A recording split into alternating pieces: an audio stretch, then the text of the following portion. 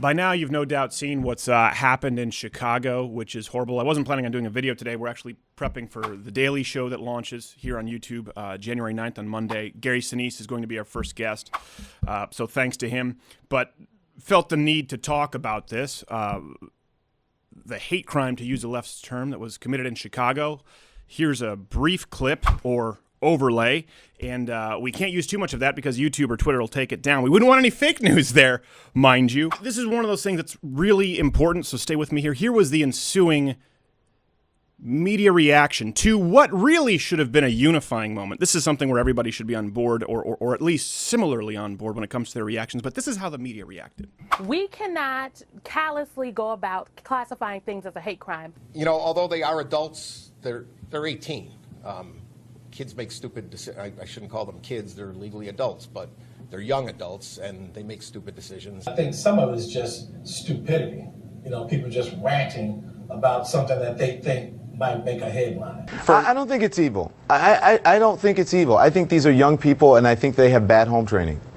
For those who haven't watched the real video, a couple of black people kidnapped a special needs white guy, beat him so badly that he was basically scalped. You could see his scalp, yelled "F white people, f white people," insinuated, actually outright said that it was because he voted Donald Trump. I have no idea if this guy did vote Donald Trump, and made the special needs man drink toilet water. Again, "F white people, f white people." But the jury is still out. We don't really know. This is proof positive, 100%, that the media doesn't care about actual racism at all. When you see it right in your face, blatantly, well, we don't know. They're more concerned with non-racism. They only care about black people when it suits their political agenda. They only care about using them as a political tool. They're less offended by this than they will be with a front page story running on somebody who accidentally used the term colored people instead of people of color. And you have the United States right now. This is the Trump reaction. They're really scared because they see, well, you know what, here. I said this before. I said this about Black Lives Matter. I said the result. I hate to be that guy saying, but I talked about the result that would occur if you continued to vilify cops and white people this way. When they put out there this idea that cops in record numbers are simply killing black people because of a level of melanin in their skin for benign activities and no reason at all, what does that do? Well, it makes it okay to vilify cops. It makes it okay to dehumanize cops, and it makes it okay to treat them subhumanely. My point is that if you are not honest, if you are simply using a false narrative to try and generate clicks, you then allow somebody to aim their latest outrage cannon at whoever subject you deem to be suitable. So I don't know, kidnapping a special needs guy, beating him down to his scalp, making him drink toilet water while you yell "F white people, f white people," is that subhumane? I would say so, but that's me, Mr. Old-Fashioned. Here we are at a point where people are scared. Dallas PD shooting. People are terrified. And of course, like, well, this might be happening with Black Lives Matter. No. We see these kinds of hate crimes. We've seen several of these in Chicago. People are scared. That's why they're voting for a Donald Trump. They're afraid of the political correctness. They're afraid of Black Lives Matter, who essentially, as you see, I know, by the way, the hashtag BLM kidnapping, these people aren't officially associated with Black Lives Matter. That was meant to be ironic, to point out the sentiment expressed by Black Lives Matter and the congruency with this kind of crime. But these are anecdotal examples, so Dallas PD, people feel that vibe, but it's anecdotal, so you can look to statistics. Record rise in attacks on police officers, despite the media telling you that that's not occurring. Record crime occurring in Chicago. And by the way, we're talking about a sharp spike in graphs that can be directly attributed. But of course, you have a bunch of media doing damage control, from mainstream networks to non-black white guy Sean King, who's hired as the Young Turks token black guy, to, of course, our favorite race baiter in chief, Tariq Nasheed, who said, "Notice how the misnamed hashtag BLM kidnapping suspects don't have any unions or organizations funding protecting them from prosecution." Come again, stupid? What? Okay. You believe that if white people kidnapped a black person, said "fuck black people," voted Hillary Clinton, "fuck you, fuck black people," beat the black person down to within an inch of their scalp and made the mentally retarded black person drink toilet water, that they would have organizations lining up to fund the defense of a white guy? I think the guy who was kidnapped is more qualified to commentate than you, Tariq Nasheed. By the way, if you're more offended at the fact that I used a black-sounding voice or used the word mentally retarded instead of special needs, you're part of the problem.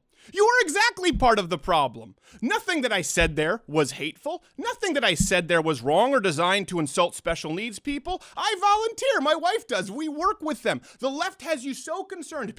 It's not about racism. It's not about caring. It's about virtue signaling. Whoop. He said mentally retarded. Let me leave a YouTube comment so I think I'm making an impact on the world. Changes.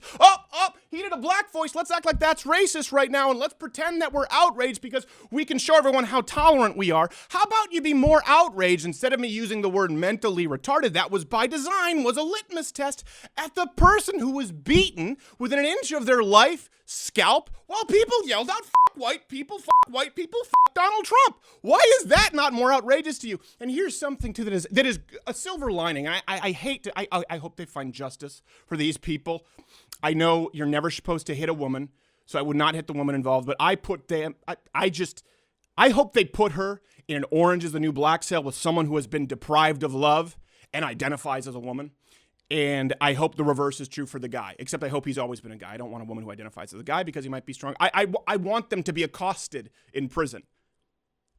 I hope I've made that crystal clear for you. Here's the silver lining, the media right here. Here was a moment, kind of like 9/11. Everyone unified. Everyone came together, said, all right, let's put aside our squabbles. We really need to come together as Americans. Here's a moment where everyone watching this video, everyone watching media, by the way, at a time when mistrust of media is an all-time high. I'm not talking fake news on Facebook that Mark Zuckerberg has to walk in and curate. I'm talking ABC, NBC, CBS, CNN, MSNBC.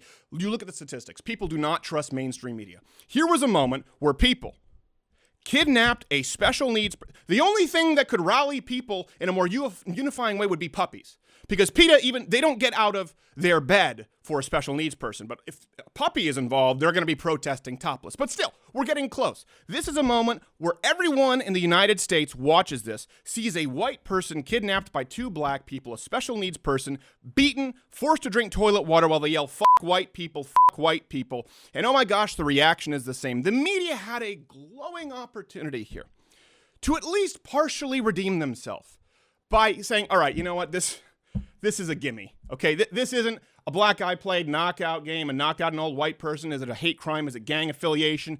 This one, they're yelling out that it's because they hate white people and Donald Trump. This is a gimme. You know what? Let's go with this. Let's call it what it is. If all the media had to do here to redeem themselves was to report the facts and tell the truth. And instead, as you see, they buried themselves and nailed their own coffin. And I don't know about you, but I will be thrilled to warmly relieve myself on their grave and to fight back against the cesspool of filth and sadness that is mainstream media. That's why this show, Louder with Crowder, is going daily starting January 9th. Gary Sinise is our first guest. The rest of the guest list to come. We'll have the live stream free here on YouTube, 8 p.m. Eastern. All the live streams going forward are still free on Thursday right here on YouTube, 8 p.m. Eastern, but the show is daily. If you join the Mug Club, if you're a student, it ends up being less than $5.85 a month. Louderwithcrowder.com/Mug Club. We'll have a 7-day free trial starting Monday, January 9th.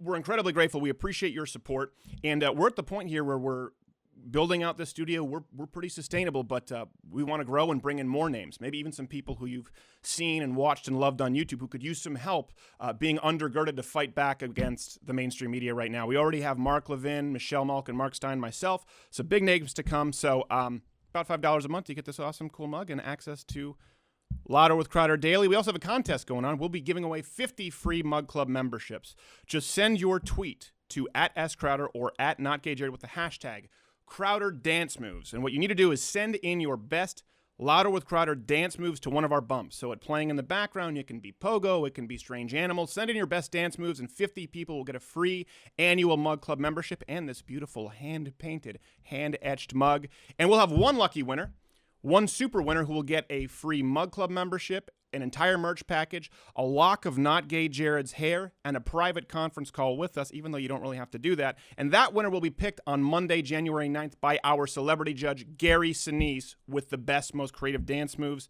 Thank you guys so much, and I wish I were talking to you under better circumstances, but we appreciate everyone who, I think I had a stroke, everyone who's helped us fight back. Louderwithcrowder.com/Mug Club.